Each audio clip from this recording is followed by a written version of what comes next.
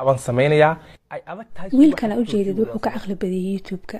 laakiin sidee waan ku sheegi doonaa sida uu caqli badiyay oo uu u helay sirta sida YouTube channel cusub ee haysta 0 subscribers loo kala kiciyo loona gaarsiiyo 100k in ka badan Dirisle Cabdi ama sida dad badan u yaqaanaan maybe Dirisle Shaar Cade Cabdirasaaq Cabdi Dirisle Soomaali wuxuu haystaa 4 YouTube channels oo afartooda ka bilaabay 0 subscribers oo uu gaarsiiyay over 100k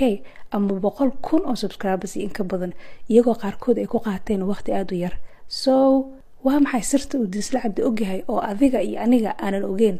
marka laga hadlayo YouTube-ka so sida u jeedna halkan Dirisle channeladiisa si xawli ah ay u korayaan ama u grow gareynayaan tusaale ahaan Dirisle channeladiisa channel kamida oo la yiraahdo Dirisle Shaar Cade waxa uga jeednaa halkan November 2019 wuxuu gareeyay YouTube-kiisa subscribers ka badan 77,000 oo halkan waxa uga jeedaa in uu gareeyay 77,400 subscribers January hadda la soo dhaafayna Dirisle Shaar Cade wuxuu gareeyay subscribers ah 72,000 subscribers so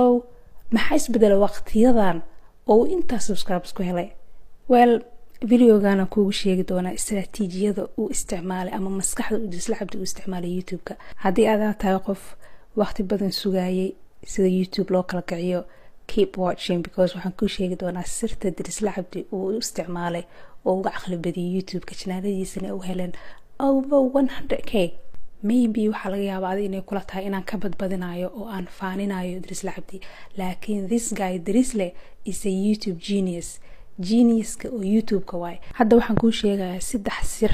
uu Dirisle Cabdi isticmaalo uu kaga caqli badiyay sirta koowaad waxay tahay in Dirisle Cabdi uu fahansanaa YouTube algorithm-ga because YouTube-ka markaad is heshaan adiga shaqadaadi way dhamaatay YouTube-ka asaa shaqadiisa qabsanay waxay tahay in videoyaashaada uu qaado dad badan uu tuso okay so hadda su'aasha isweydiinaya waxay tahay sidee aniga YouTube algorithm-ga isku tusaa aniga YouTube si isku heleena hadaan ahay qof cusub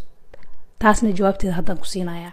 sida YouTube algorithm isku tusaysid waa sidan hadda ka hor phrase meel ka akhriye phrase-kaas wuxuu ku qornaa English wuxuu leeyahay sidan quote unquote at first nobody cares about you so make content on topics that people do care about and that roughly translated means macnihiisu waxa laga wadaa koodi marka YouTube soo galaysid nobody cares about you qofku kala jecel ma lahan so waa inaad ka hadashaa topic dadka ay jecel yihiin topic dadka ay care gareeyaan Dirisle Cabdina sirtaas ayuu fahansanaa markuu soo galay YouTube-ka waxa ognahay Dirisle Cabdi videoyaasha qaar uu ku kala kacay waxa kamid ah video uu kaga hadlayay Mama Malyuun okay haddaba waxay dhigi doonaan baati beenta naga dhaaf annaga maalin walba waxaan ka hadalnaa topic kacsan heblaaya la furay rasmaraysa inta aaday hebla inta ka baxay kuwin xafsa xaga aaday waan ka hadalnaa hadana YouTube-keena cidna ma hesho let me tell you Dirisle Cabdi waxa aad hadda sameynaa toobigyo trend markaas socdo ka hadlay laakiin wuxuu haystay his own style okay style-kiisi gooni ay ku dhaxtarsada meesha because we all know Dirisle Cabdi videoyaasha uga hadlay Mama Malyuun waa videoyaasha dad badan oo aan ku jiro ku soo raaceen because I thought it was funny okay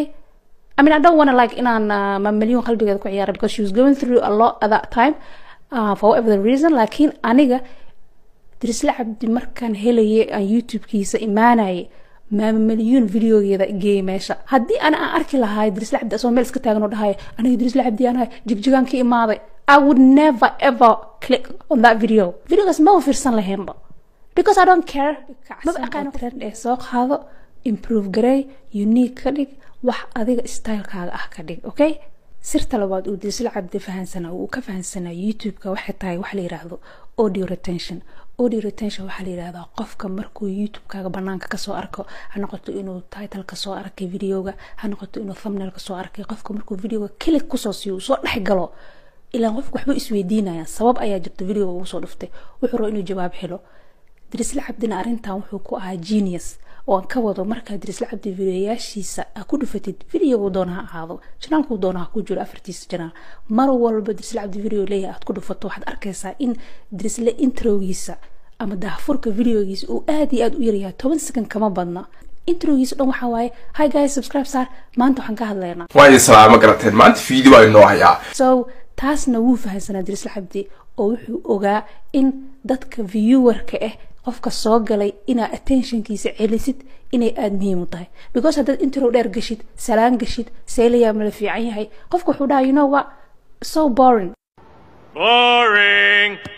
wuu ka baxaa qofka meesha laakiin Dirisla Cabdi meelay u taalay oo qofka markuu soo galo wuu ogyahay already ana uma soo galin inaa aad ku barto waxa u soo galay topiga ka hadlaysid ila hor jawaabteeda ka helo Dirisla Cabdi wuxuu YouTube-ka ugu jiray inuu kugu qanciyo why uu Dirisla Cabdi kaliya ugu qalmayna daawad am waafid videoganeeto ina daawatid waa ku qasban tahay daawo that's literally wuxuu indirect ku dhahay taas so